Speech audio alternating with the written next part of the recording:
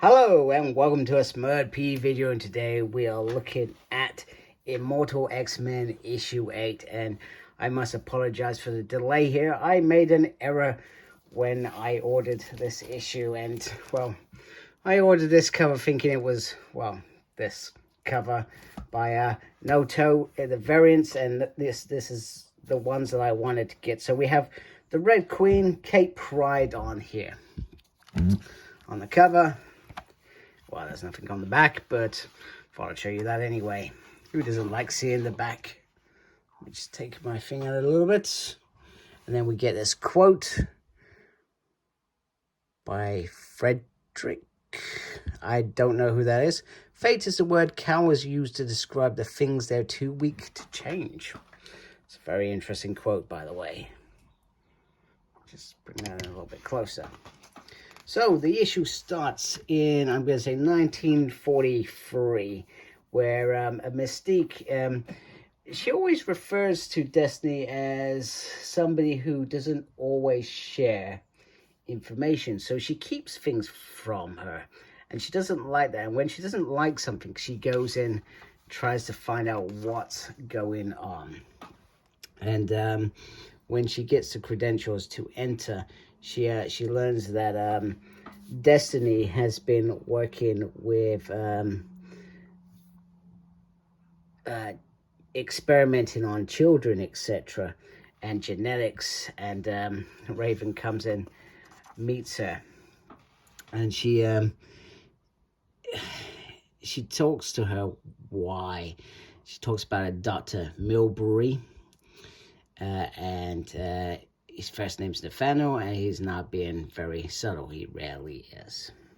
So she starts talking about Nathaniel, aka Mr. Sinister.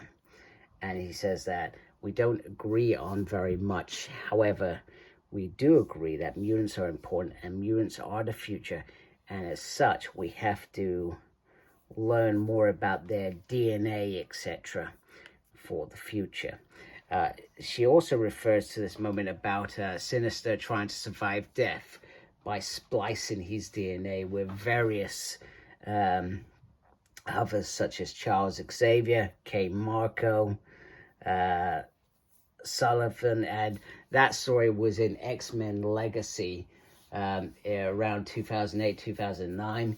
And I really did enjoy that. That was after Charles Xavier was shot in the head by Bishop. And sorry if that was a spoiler. And he's trying to rebuild himself. And Sinister has just been killed at the end of Messiah Complex. Sorry, another spoiler. So it's interesting that is dropped in there, etc. So, and then we get this moment from Mystique where she talks about that Irene was planning for the future Krakoa, even though she didn't understand it. That's what she's doing.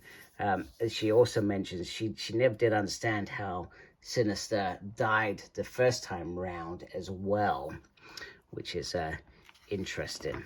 And we'll get into that bit because that's what takes us to the next bit. This is written by Kieron Gillian. Michelle Bandini is the artist. David Carell is on the colors. VC's Clayton Cowles is on the letters. He's very rarely not. And Tim Miller and Jay Bowen are also on design with Kieron Gillian.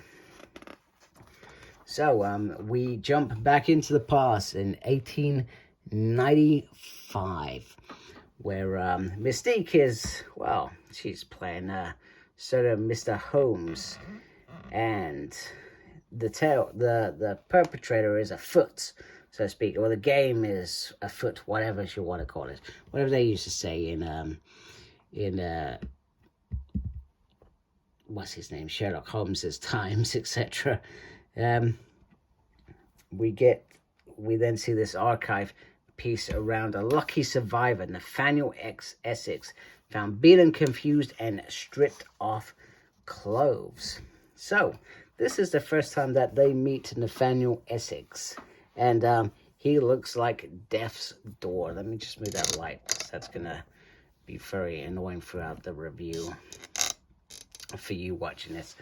So they talk about his deceased wife, and Sinister says that he's rid himself of that and he regrets all the years wasted. So he's done something to himself to remove the memory of his wife, etc. And he also makes a step to say regrets are for foreigners, lesser men and women. And when we say foreigners, let's be clear, this was a different time back then, back in the 1800s. So, moving on, he starts talking about his Essex factors, etc., etc., and they want to know about what happened with him being beaten and stripped, etc. And he says he's walking down, he was tapped from behind, the brute was disturbed, and he survived, and that's pretty much it. So he kind of leaves it a little bit short for them to go off. And now we know that Irene can has probabilities in the future. He says, do you want a clue? So she says to Mystique, says, absolutely not. She's acting as Sherlock Holmes. So what does she do? She dresses herself as a dame, half, well, she says half naked in there, but actually no, you can probably see some top cleavage on the dress, which would have been the times, etc. And she, once she gets that scream, she turns into Mystique, going to find them. And what does she find? That's right, she finds Nathaniel Essex naked and being Mr. Sinister. So it's almost like a Jekyll and Hyde thing that's being created here. You got Nathaniel Essex and you got Mr. Sinister. So he's too fast for her, but she follows him back where obviously Destiny or Irene is waiting for her, quite smug as she was. So they enter in there. Then he starts referring back to Nathaniel, and he said, so this is a time just after he's met Apocalypse in the further adventures of Cyclops and Phoenix. That story's back there. So I just dropped my wedding ring because I'm fiddling around. And he says, I never should have trusted the Egyptian. Apocalypse had given him gifts. So he's almost in this transition now where he changes into Mr. Sinister, goes and terrorizes things, etc. Whereas Nathaniel's still in the background, this intelligent man who is who can do amazing things. He's sort of in between. Now, eventually, those two are gonna fully merge and become Mr. Sinister, which will have the brilliance of Nathaniel, but will also be strong and powerful as sinister as he can be. I think I've explained that correctly. And then they talk about the future, that these wars are coming and things will change and there'll be horrors and all sorts, etc. And their Sinister worries about not making it through this future, etc. And these wonders. And he sort of goes, it looks like he goes a little bit mad in terms of what he's saying here. That's how I saw it. All the possibilities that can be, and Essex men, etc. And he says, you know, our people, we must be on the same side. That's what happens with Krakoa in the end. So in some deep down reality, Sinister must have wanted Krakoa to happen. That's the way that I'm reading this. That's the way that I'm understanding this. I could be wrong. It could mean something else. However, Irene knocks him out, and he ends up being shoved into an institute where he will no longer be able to terrorize things. And they've done their jobs as Mr. Watson and Sherlock Holmes. Another detective job done, as they put it, where they were messing around. However, why he's going a little bit insane in there, he says he will live more than immortal forever for all times. And then he kept saying, black, red, black, red, black, red, black, red. You're a ghost, you're a ghost, you're a... What happens? And that is a mystery, because we don't know what happens. Sinister is dead, and dead he is. And for all the probabilities that Irene saw, will he be around in the future, etc.? Will he be immortal? That is the interesting question. And she doesn't tell Mystique at all any of this, but she confides in her about the future and about the island, and if they stop her from bringing her back. burn it all down, but she doesn't tell him how Sinister comes back.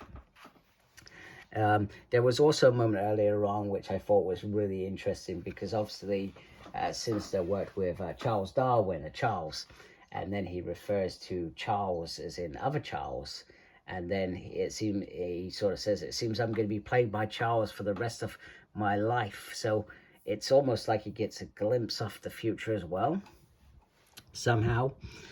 Not entirely sure how, to be honest with you. So anyway, mystery sort of ends with, if it was important, Irene would have told her. And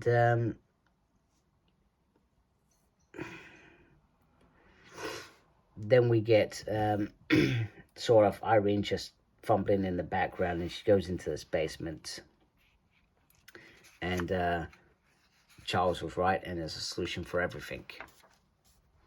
Survival of the fittest, which is really cool ending. So you got these cards up here, and you got obviously the particular one that Sinister is. So these Master Sinisters, perhaps, or clones, or whatever on earth they are, have escaped. And what does that mean? Are they the first breeds, or just clones? Was original Sinister dead, and Irene allowed this future to happen? So I'm not going to pretend that I've got all the answers, because I don't have all the answers at the moment. All I know that this is very interesting, and it's a mystery, and I'm hoping for more. And we know there's going to be more, because we have 2 more issues left, and then we have Sins of Sinister, which is the future, is my understanding. But how do we get there? And how does the past reflect the now and the future as well? So good times, I feel. Good times coming. Anyway, I do have issue 9 on the way, so hopefully I'll be reviewing that very soon. I'm not sure if it'll be this side of Christmas, but if it comes in the next sort of day, perhaps. Anyway, thank you for watching. Thank you for those who have subscribed. If you're not subscribed, please subscribe to my channel if you like it. Make sure you look after yourself, very important these days. And as always, embrace geekiness. Take care. Goodbye.